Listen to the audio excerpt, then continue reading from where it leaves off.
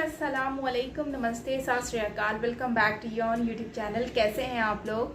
तो दोस्तों, आज हम एक करने वाले हैं वीडियो बहुत ही ज़बरदस्त, और ये वीडियो यूरोप कंट्री से निकल कर आती है। और इसमें बेसिकली एक अफसोस की भी बात है और गुड न्यूज़ भी है।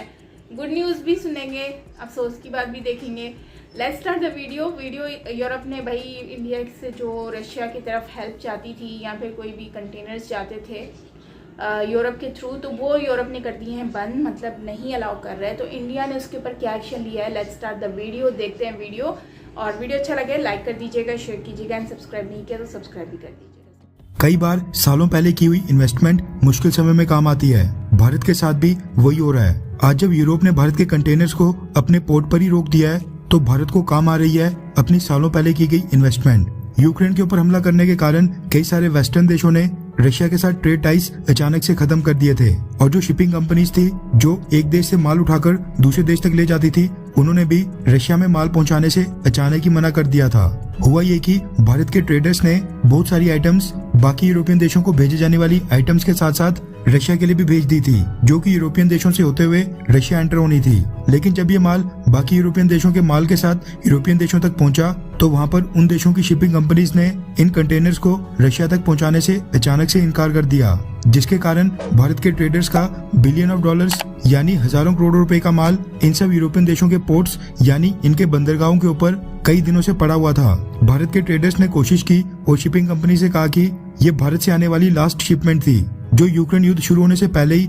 भारत से भेजी गई थी, इसलिए इसको क्लियरेंस देकर रशिया भेज दिया जाए, क्योंकि वो सारे यूरोपियन देश भी तो खुद के लिए फर्टिलाइजर्स यानी कि खाद, कोल, क्रूड ऑयल और नेचुरल गैस रशिया से खरीद ही रहे हैं। लेकिन इन सब यूरोपियन देशों ने भारत के माल को वहीं पर रोक दिया और रशिया जाने की परमिशन नहीं दी। यहाँ तक तो चलो ठीक था, लेकिन काफी देर से माल पोर्ट के ऊपर खड़ा होने के कारण यूरोपियन देशों के पोर्ट्स ने भारत के ट्रेडर से इस माल के लिए डेमरेज चार्जेस मांगना शुरू कर दिया।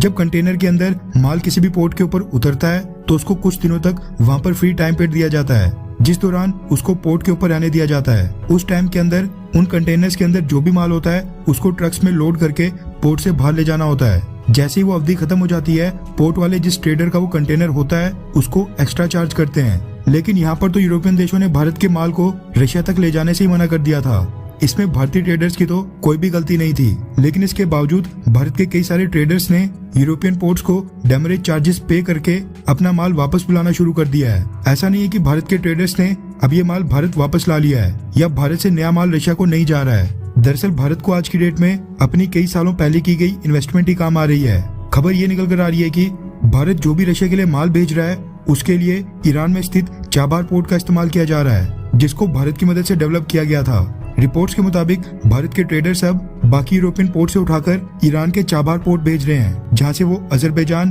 और फिर वहां से रशिया एंटर हो रहा है। भारत से जो नई शिपमेंट्स रशिया जा रही हैं, वो भी इसी पोर्ट के जरिए जा रही हैं। ईरान और अजरबैजान दोनों के रशिया के साथ बहुत ही अच्छे संबंध हैं, और ये दोनों देश भी खुशी खुशी भारत के माल को रशिया तक पहुंचाने के लिए राजी हैं। इस तरह से अब भारत को रशिया तक माल भेजने के लिए किसी भी यूरोपियन देश या उनकी शिपिंग कंपनीज के आगे हाथ भी नहीं जोड़ने पड़ रहे हैं। और दूसरा तो स्ट्रेटेजिक चाबार पोर्ट के ऊपर भी ट्रैफिक अच्छा खासा आ रहा है, जिससे ईरान भी काफी खुश है। इसके अलावा भारत के कुछ ट्रेडर्स ने टर्की और चाइना के रास्ते भी रशिया को शिपमेंट भेजने की कोशिश की है।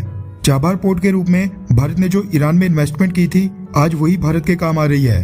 यूरोप जितनी मर्जी कोशिश कर ले, भारत से माल रशिया तो जाता ही रहेगा। हमारा आज का वीडियो था जिसमें बेसिकली यूरोप ने अपनी वही चीज़ें दिखा रहा है।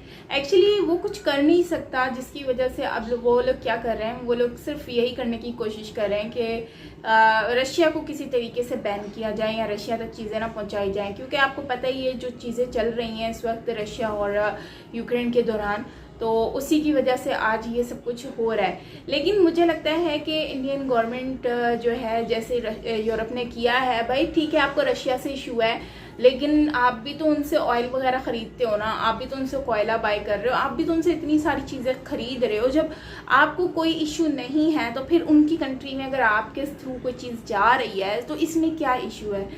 लेकिन वही बात है जेलिसी, और दूसरा ये है कि हम लोग मतलब कि रशिया से बिल्कुल बायकॉट कर लें पूरी दुनिया और रशिया अकेला हो जाए, जो कि ऐसा हो नहीं सकता। रशिया का जाहिर सी बात है इंडिया दोस्त है और इंडिया कभी भी रशिया को अकेला ऐसे तनहा छोड़ेगा ही नहीं।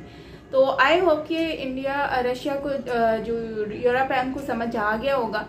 लेकिन ये चार्जेस वाली तो कहानी बिल्कुल भी समझ नहीं आती कि खुद एक तो अपनी मर्जी से इन्होंने रोक के रखा हुआ है कंटेनर, ऊपर से उसके ऊपर चार्जेस भी लगा रहे हैं। मतलब कि अब जितने टाइम तक वो रहेगा उसके चार्जेस लगते रहेंगे, टैक्स लगता रहेगा। इट्स मीन के गलती खुद कर रहे हैं, अपनी मर्जी से सब कुछ कर रहे हैं, उसके बाद भी ये सारी चीज़ें भी तो समझ से बाहर है। बाकी ओवरऑल यही कहेंगे कि भाई इंडियन गवर्नमेंट ने बहुत अच्छा फैसला किया और इनको इनका जो है ना दिखा दिया है कि भाई आप लोग अगर नहीं भेजोगे तो क्या हो गया, हम लोग तो कर सकते हैं कुछ भी। लाइक ईरान के थ्रू भेज दिया, लेकिन अब तो अफ़गानिस्तान में ट्रक्स जा रहे हैं जो कि पाकिस्तान के थ्रू जा रहे हैं और बहुत ही अच्छी बात है।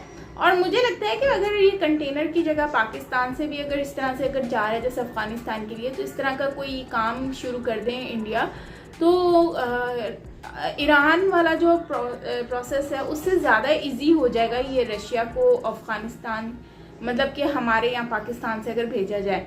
आपको क्या लगता है? क्योंकि ये ज़्यादा शॉर्टकट भी पड़ेगा। और दूसरा यह है कि वैसे तो अभी 2 मंथ्स का ही है पाकिस्तान की तरफ से, लेकिन ये है कि इंडिया अगर इंडियन गवर्नमेंट उनसे बात करेगी तो यकीनन इस बात पे मुआहदा हो सकता है और इजीली जो है वो कम समय में जो है वो कंटेनर वहाँ पर भेज भी सकेंगे। बाकी अभी भी तो वही है कि ईरान से जा रहा है, ईरान से फिर अफ़गानिस्तान जाएगा, अफ़गानिस्तान से फिर आगे रशिया की तरफ फॉरवर्ड होगा। तो आई होप कि इस तरह का कोई मुज़ाकरात हो जाए दोनों कंट्रीज़ के बीच में और जो है वो चीज़ें सॉर्ट आउट हो जाएं। बाकी ओवरऑल अच्छा वीडियो था और अच्छा हुआ। अब यूरोप के साथ ऐसा ही होना चाहिए, उनको पता चलना चाहिए कि भाई क्या चीज़ें कैसे हैं। तो खैर इंडियन गवर्नमेंट ने बहुत अच्छा स्टेप लिया है और उनको दिखा दिया है कि भाई ईरान से भी हम भेज सकते हैं, ईरान से भी भेज सकते हैं, इसके अलावा चाइना के थ्रू भी भेज सकते हैं। इसके अलावा अगर भेजना चाहें तो पाकिस्तान के वाया पाकिस्तान भी जो है वो भेज सकते हैं। इतना वो मुश्किल काम तो नहीं है, लेकिन यह है कि चलो ठीक है अगर भेज भी रहे हैं तो जो है वो यूरोप ने अगर काम नहीं आया तो दूसरी कंट्रीज तो साथ ही है ना। तो खैर इससे इनका पता चल गया कि ये लोग किस हद तक जा सकते हैं और किस लेवल तक आगे हैं। तो आपका क्या कहना है इसके बारे में ज़रूर शेयर कीजिएगा कमेंट सेक्शन में। बाकी ओवरऑल अच्छा वीडियो था, मिलते हैं नेक्स्ट वीडियो के साथ। Till then take care, bye bye.